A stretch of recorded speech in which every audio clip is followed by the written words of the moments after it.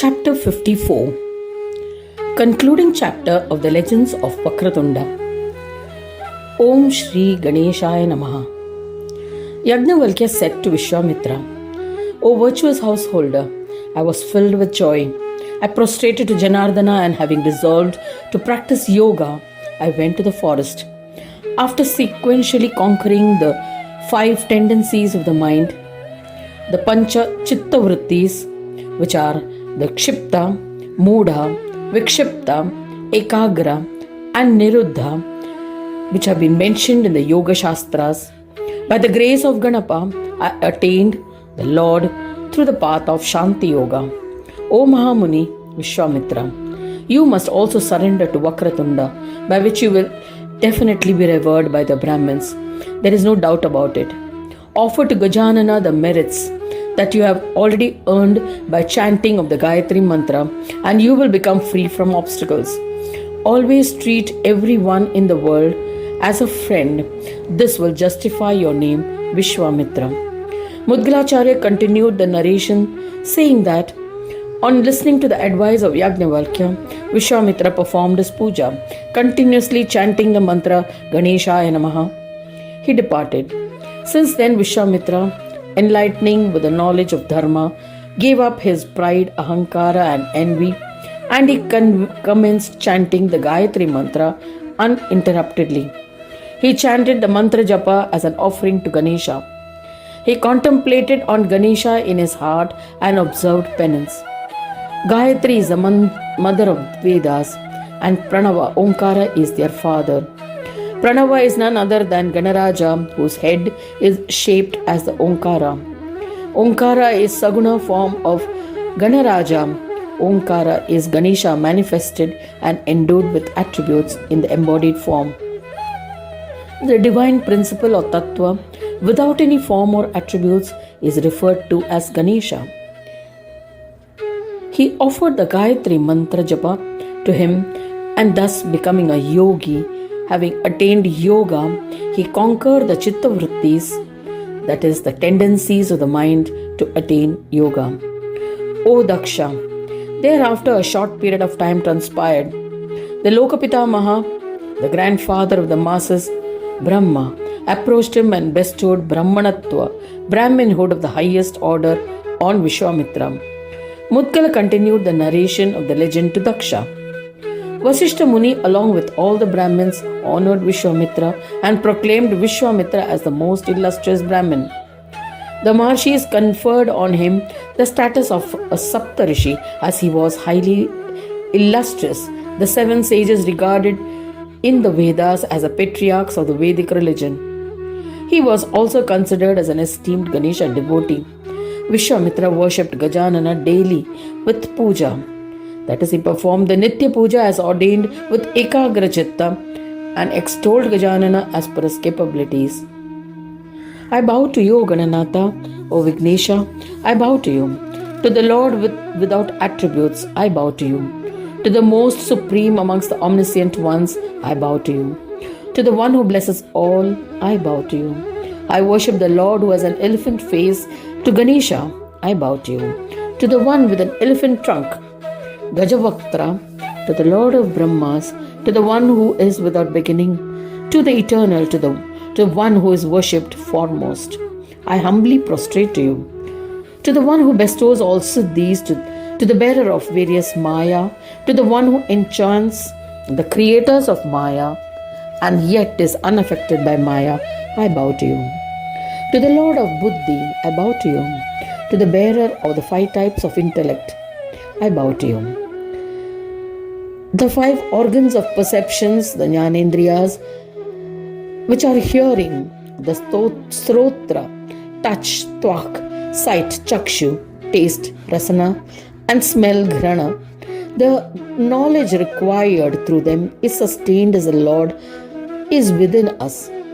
To the Manovani Maya, one who can be experienced by the mind and expressed by speech, and Manu Vani Vihina, who is incomprehensible and inexpressible, I bow to you. To the one mounted on a lion, to the Lord of Devas, I bow to you. To the one who is worshipped by the Devas and the Lord of the gods, To Siddha, without an origin, I bow to you.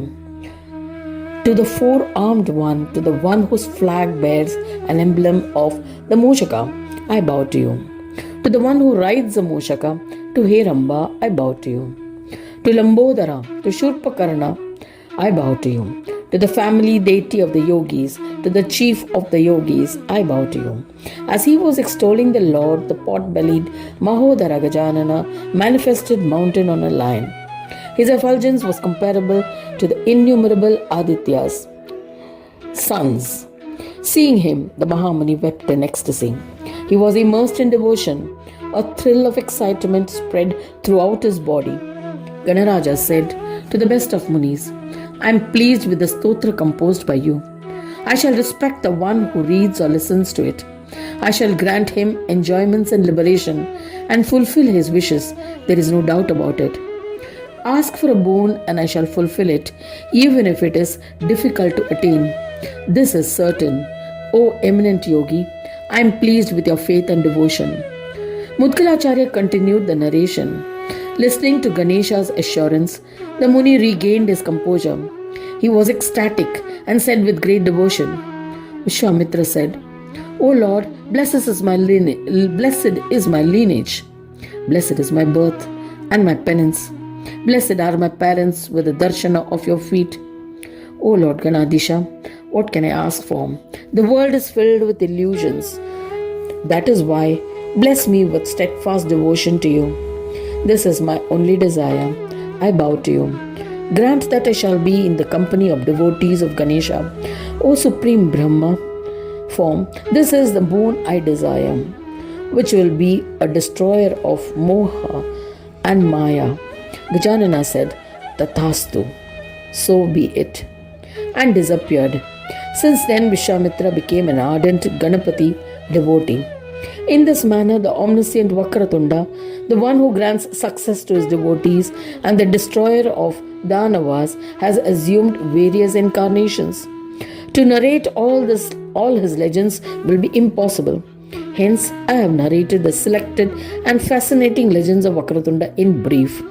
O Prajapati, I have narrated the legends of Vakratunda, the destroyer of sins and bestower of enjoyments and liberation.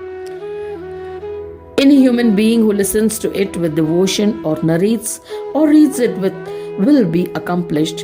There is no doubt about it. This legend has the power to bless a person with sons, grandsons, wealth, food grains, education, and a long life. O Daksha, I have narrated the superior legend.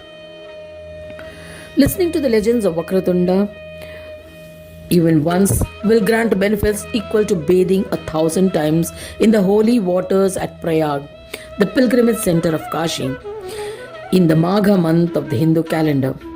Listening to the legend as ordained by the scriptures will bestow rewards equivalent to residing in Kashi from birth to death. Listening to legend just once will bestow merits equivalent to performing a lakh yagas, and constructing wells, etc., for the welfare of the masses.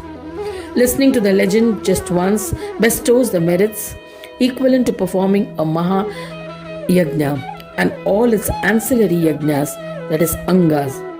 O illustrious one, what more can I say? O Prajapati, comprehend that listening to this legend can bestow the position of Brahma without a doubt.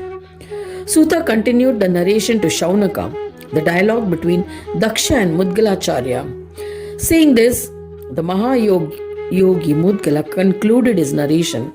O Muni, I have recounted the entire narration to you. O Brahmin Saunaka, I have recounted the legends of Vakratunda in brief, as I am aware of your profound devotion. O eminent Muni, what more do you wish to listen to? I am pleased with your enthusiasm. The glory of Vakratunda narrated to you reveals the enigma of the Vedas. Strive to keep it a secret, and you'll be blessed with siddhis.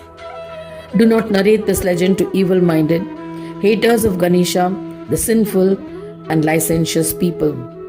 O Mahamuni, if you read this legend before such people, you will invite the wrath of Vakratunda. That is certain. If you narrate it to the undeserved, 10 of your forefathers and 10 of your future generations will be deserving of hell. But if you strive to narrate it to the sagacious ones and the devotees of Ganesha, innumerable future generations in your lineage will be uplifted. There is no doubt about it.